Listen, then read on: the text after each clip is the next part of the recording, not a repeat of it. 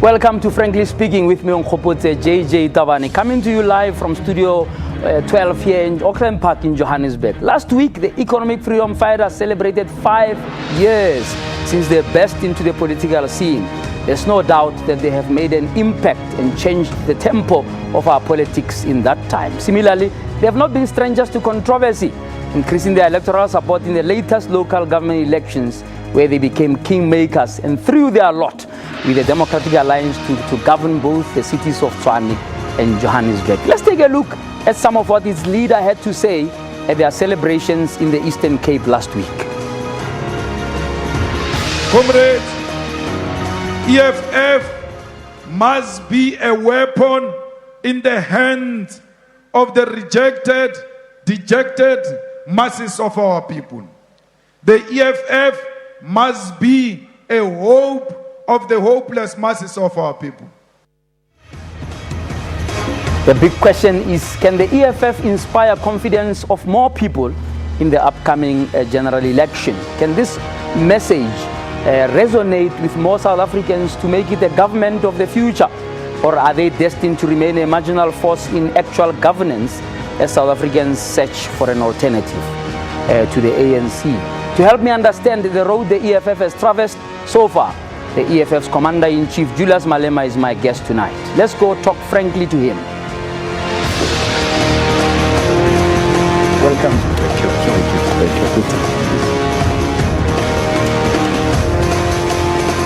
Julius, thank you so much for joining me tonight and being my guest. I really appreciate your time. Thank you for having us. Very, very interesting week. Besides the EFF's 5th anniversary, the kickoff of Women's Month, and then the Zimbabwe elections. Quickly, what is your view on the elections in Zimbabwe, given all the developments in the last 7 days?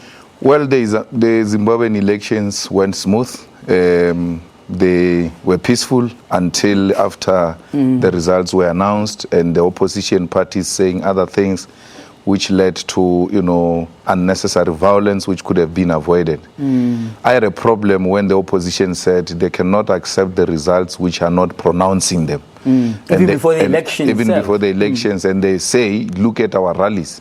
So if we use rallies to measure success in terms of elections, then why go to elections? Let's just look at rallies and decide. That would mean you would be government, because your rallies because our EFF rallies are bigger always than some of the ANC ones last election. So it cannot be a measure. So we must be, democratic people. We must be so dignified, even in defeat.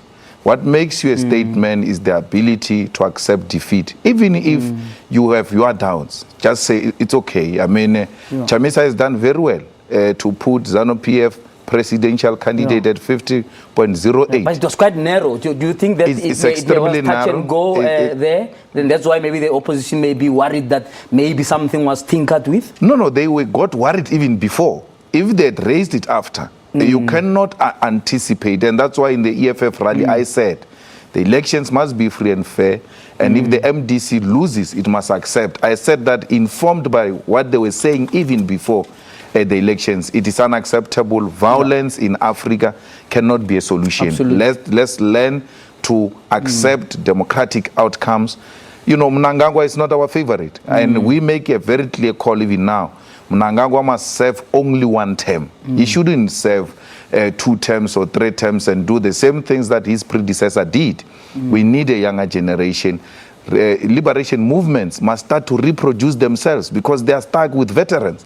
They must reproduce themselves, and the only way to reproduce themselves is by empowering the young ones. And ZANU-PF has got a problem with empowering the young Interesting ones. you talk about the empowerment and the young ones coming in, the whole issue of generation planning and so on. Succession planning, would you say it's there in the EFF itself? A lot of people asking you, how long do you want to be? In fact, somebody tweeted saying African leaders don't want to vacate. They're already counting the years. That is 5 years now. Are you going to have another 10 years before we could have another CIC? Well, in the EFF, the good thing is that we are very young. There are elections that are held every 5 years. And members get to elect their own leaders but you're next not year. To sit for 20 years? No. I was telling some chaps yesterday, I'm looking for a day where I will be just staying at home and looking at these things happening without me being involved.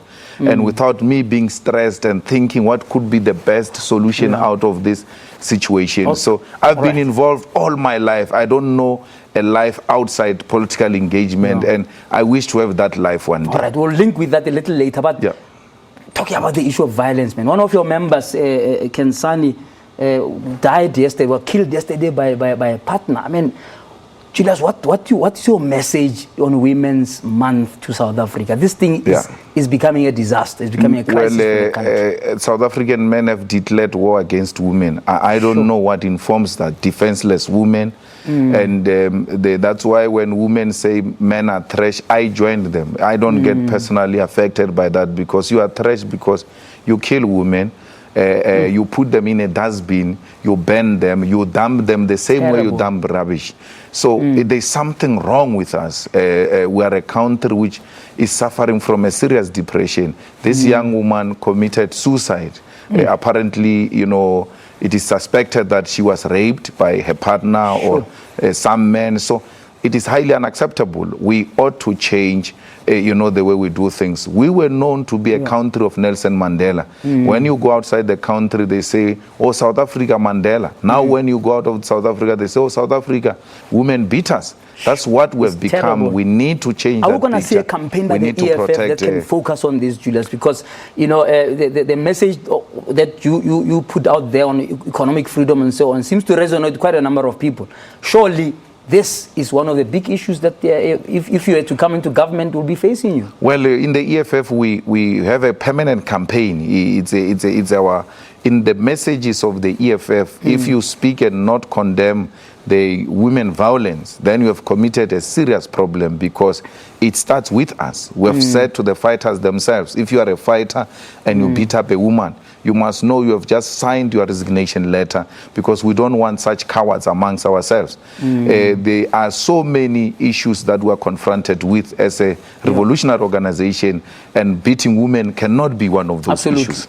Both the Zimbabwe issue and this one, you have underlined the issue of violence. And that's why a lot of people on Twitter say, you need to ask Julius, what was this thing of a gun, shooting a gun in the air at your rally? It looked bizarre. And you know what, in the context of you having condemned Sirius, you remember when there was the bodyguards who wielded guns in KZN? Absolutely. Just clear it up for us. What was it the about? EFF has released a statement about that. And I stand was it with the toy gun? I stand with the EFF statement. I don't want to enter into it too much, because there's police investigation and it can be subjected to court.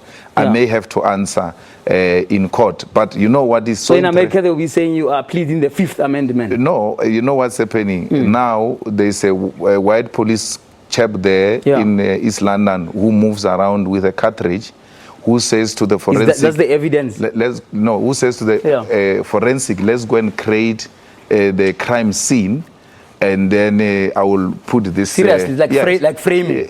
You know, and I don't understand where does it come from, because if there was a genuine cartridge, you can go to the scene and find it there. Why do you have to create a crime scene? You know, so there is all drama around it. And what we did there, that simulation, it's not the first time. This is the fifth time we're doing it. It was a simulation. It coincides with fireworks all the time in the celebrations of the EFF. Yeah, a lot of people were surprised. Unfortunately, you are seeing it for the first time. I'm saying the country, not necessarily I saw it for the first time. But and then you then handed the gun to your security people. Why? No, there was no gun. It was what this. You can't be seeing things on videos that are not even authentic. We're not sure if they're authentic, and then you declare them guns.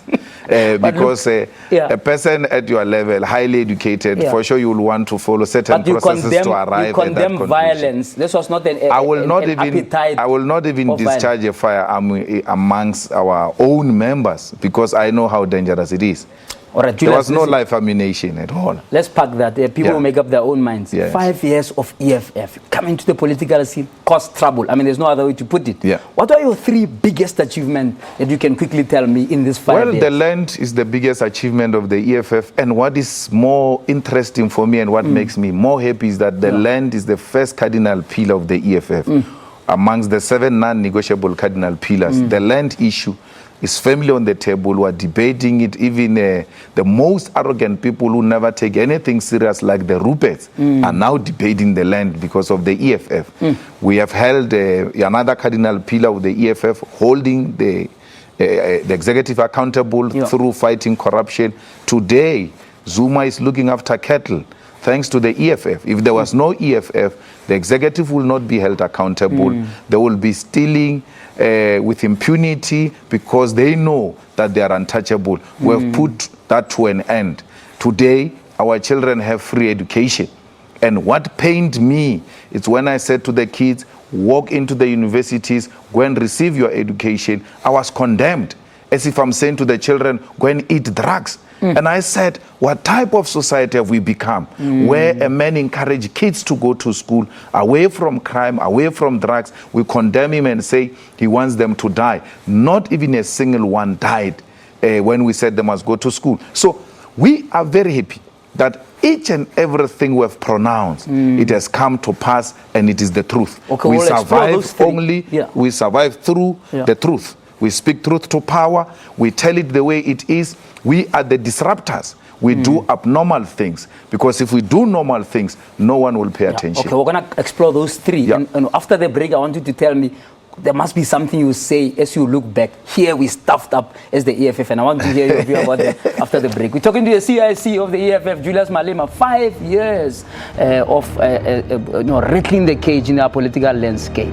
Stay tuned.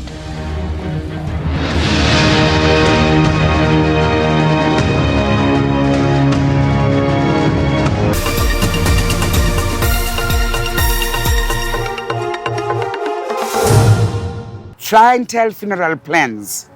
It's your final gift of love. I chose the clientele funeral plan because it's affordable and suits my budget. I chose clientele because they are an original. They've been around for a long time, and I know within my family are in good hands. I'm a farmer and I'm a businessman, and I know a good deal when I see one. Clientele is a good deal.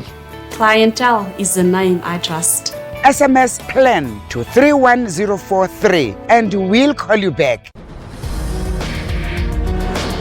The story of Guatu is a microcosm of the problems that continue to plague land reform, where the challenges of redistribution, restitution and security of tenure include not only addressing past injustices and making farms productive, but reclaiming identity. I had, this belief that this is our government. Definitely, they will do whatever they can do for us to change our lives. But unfortunately, I think I was just naive. It is the government of South Africa that is owning this land, and it is that government that is denying these people.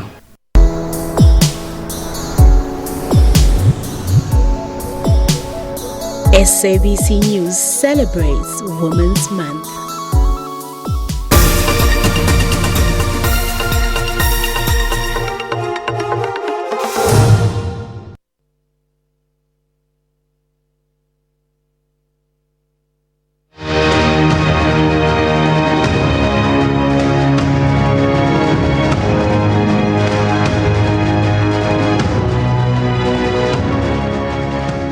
Welcome back to Frankly Speaking. We're talking to the CIC of this EFF, Julius Malema, tonight. A lot of you on social media engaging in the conversations already. You can tweet us at JJ Tabane. You can also tweet us at SABC News Online. Someone on Twitter asking, why should the state own the land? And we'll come to that a little later on. And I think there's a big distinction there. You're saying everyone, all the land must be owned by the state. Other people are saying, it means we're going to be tenants forever. Quick one on that one before we get to the weaknesses. No, not at all. Yeah. We are going to be the owners of the land because we are the state. These people, when you talk about the state, it's as if you are speaking about something that is unrelated to them. Yeah. They must begin to take themselves serious. They are the state. Yeah. We should not put the paper, to be the most important thing than ourselves as common owners of this common property called the land. The land should not belong to individuals. It must belong to all of us. Yeah. And by so saying, it means no one is going to lose, particularly residential areas, particularly the industries and the farms that are producing to feed our people, the industries that are creating jobs for our people. So it means that somebody who owns a farm today, right, cannot use that farm as collateral or as commercial exchange. In other words, I own a farm, I can't sell it and liquidate it to use that money for something else. Let the land not be a commodity. Let the land belong to the people. Why do you want to sell it for what? But if it belongs to you, shouldn't you be able to do what you want with it? No, it belongs to the state. A state means a collective of us, not individuals. So why do you want to sell it? So it belongs to all of us. If you are done with it and you don't think you've got any purpose with it, that's why you want to sell it. You must give it back to the state. Just take your jacket and say to the state, I'm done. And then we'll find another person to come and take over and continue production. Right, so basically the issue of market forces and so on will disappear in an EFF government. Ask ANC about markets. We are not interested in those things. We are interested in the people. The people must own the land, produce to feed themselves, and if they produce enough to feed outside nations through selling. Property rights within the constitution, as we've talked a lot of them about, sunshine or sunset clauses and what have you. What would you say to somebody there who owns properties and so on in relation to the EFF government? You're going to leave their properties alone. Those were sunset clauses. We are producing sunrise clauses now. There can't be a sunset. What is sunrise for somebody who owns many properties? Sunrise means the people are now beginning to own the land, which was, the fundamental issue why the revolution started in South Africa. Why do you think at the core of our revolution was the land? It was never blue lights. It was never one man, one vote. What started the revolution in South Africa is the land. Are you surprised at the ANC's pronouncement last week? The Ramaphosa coming out saying, now we're going to change the constitution. Two things. Feel vindicated? Ramaphosa is operating under huge pressure from the Zuma group, which doesn't believe in the land expropriation, by the way, but they use it to undermine him, to demonstrate to him that you are powerless. And then Ramaphosa has got this powerful force outside called the EFF. And the research group says to you, you have left the land issue to the opposition. You have to come back to the land issue. You have to come back to the jobs. And the success of the EFF in Tanzania, the most stronghold of the ANC. How do you kill that a success? Then you call the so-called press conference address to the nation and then repeat what you said in December because you are running out of ideas. Because what was the address to the nation about? The ANC has already taken a resolution in December that is going to amend the constitution. We are in a parliamentary process to consult our people. But Ramaphosa, the man without ideas, don't confuse money with ideas. There are a lot of people who have money, but who can't think. Okay, talking about that, do you relate better to the Ramaphosa regime than you did with Zuma? In other words, do you think that Nasrec sort of changed the fortunes of the ANC in relation to your contestation for 2019? I speak to the president. I call the president. If I've got an issue, I will not have done that with the dunderhead, because even if I call, he will not hear anything.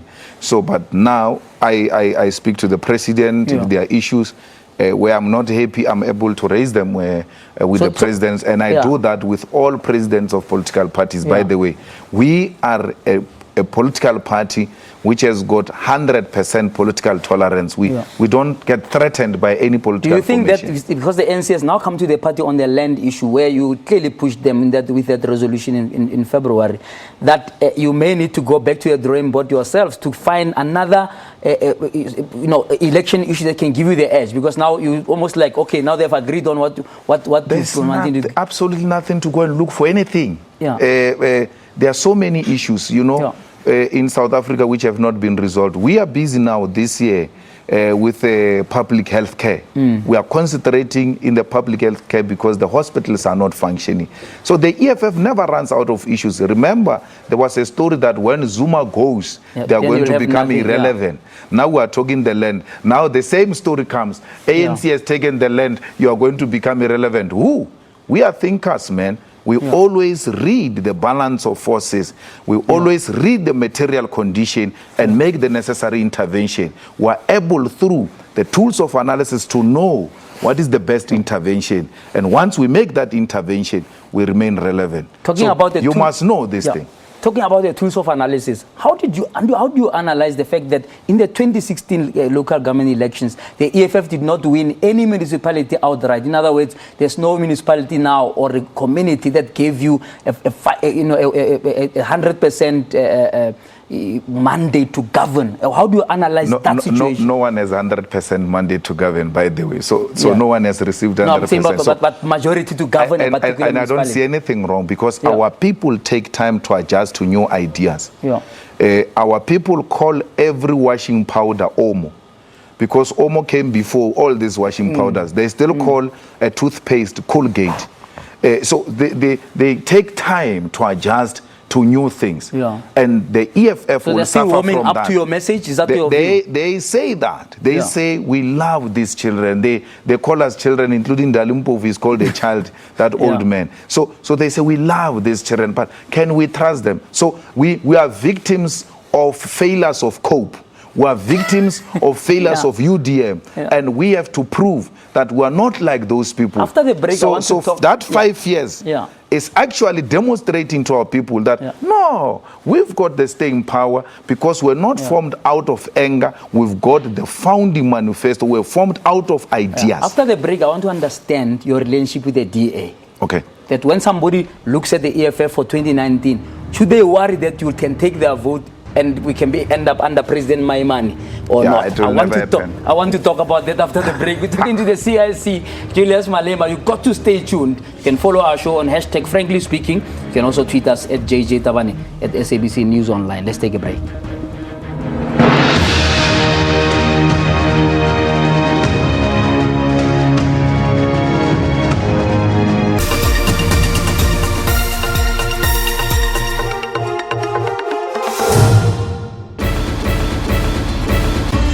Is he facing conspiracy? What is the nature of the corruption charges that he faces? But if it's a blatant kind of corruption case, he faces a potential 15 years in prison.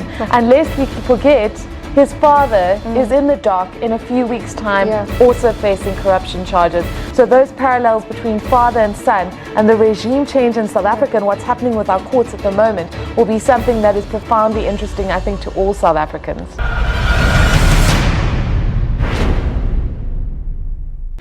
Need to know more about the markets? This is where it all starts, at the SABC's headquarters in Auckland Park in Johannesburg, South Africa. Our team work tirelessly to make sure you are on top of the markets. We analyze, report, crunch the numbers, call in the experts, package the news, and bring you critical global market updates from the JSE. We'll unpack exactly what's shaping markets.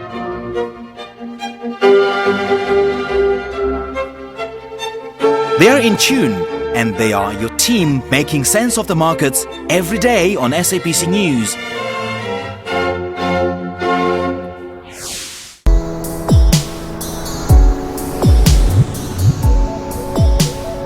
SABC News celebrates Women's Month.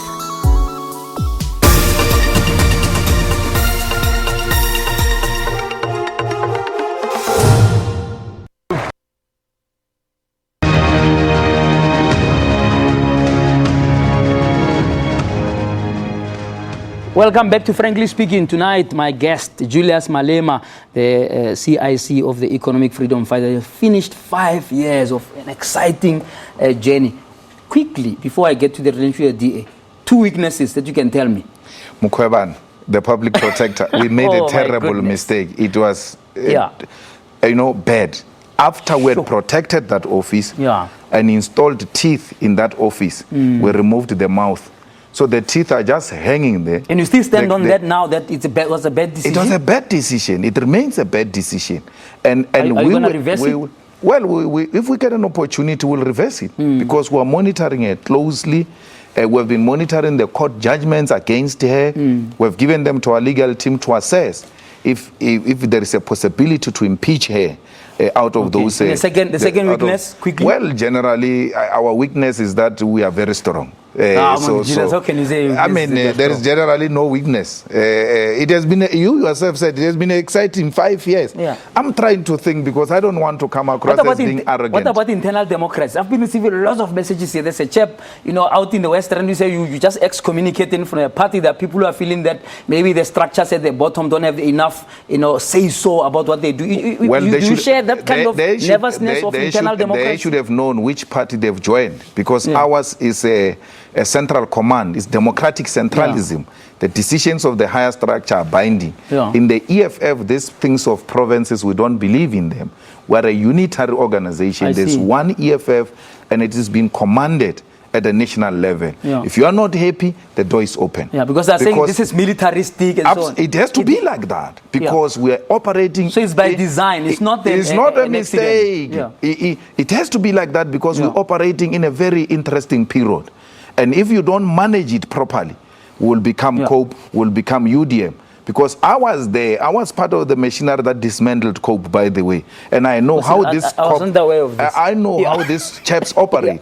So you ought to hold it together. Otherwise you may be infiltrated. They will infiltrate you. They will infiltrate. Tell me quickly about DA. They ran the ANC like that during apartheid. They succeeded. They've never been to a democratic conference for years. And when they went to a democratic conference, Tambo walked out and walked for kilometers because they didn't elect his people. We'll have time to That's how they explore this operated it. Tell me about why you threw your lot with the DA in the because we're fighting corruption. We helped the ANC. If we had not taken the metros, if we had not removed the ANC, these so-called veterans of the ANC, they were not going to speak the way they spoke. We know that the ANC people are extremely opportunistic.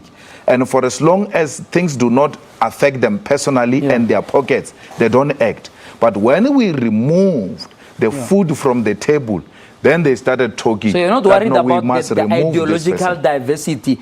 If you cast your eyes to 2019, could you repeat this pattern? In other words, could you find yourself giving Muslimani to be president? We're worried about ideological issues. That's why we're not in alliance with the DA. We just said, let's remove this corruption, which was an immediate threat to South Africa. Because if we had not removed the corruption, by the time we take over, there will not be a country called South Africa. So we had to save South Africa. We've saved South Africa. Let the best ideologies come together and rescue an African child. Why is the question, will we have President Mmusi Maimane? Why is the question not, will we have President Malema?